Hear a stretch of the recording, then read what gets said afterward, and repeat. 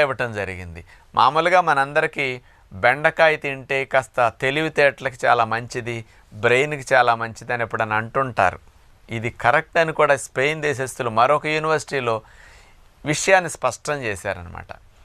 బెండకాయలో ఉన్న పాలిఫినాల్స్ కానీ యాంటీ ఆక్సిడెంట్స్ కానీ ఇవన్నీ మన నరాల కణాలని, మెదడు కణజాలాన్ని అసలు ఆక్సిడేషన్ జరగకుండా, అంటే ఆక్సీకరణం జరిగి ఆక్సిడేటివ్ స్ట్రెస్ అంటారు కదా, అలాంటిది జరగకుండా ఈ మెదడు కణజాలం, నరాల కణజాలం దెబ్బతినకుండా రక్షించడానికి బెండకాయలో ఉండే కెమికల్స్ భలే ఉపయోగపడుతున్నాయి. తద్వారా మెదడు కణజాలము, నరాల కణజాలము ఆయుర్దాయం పెరుగుతున్నది, ఎక్కువ కాలం పనిచేస్తున్నాయి.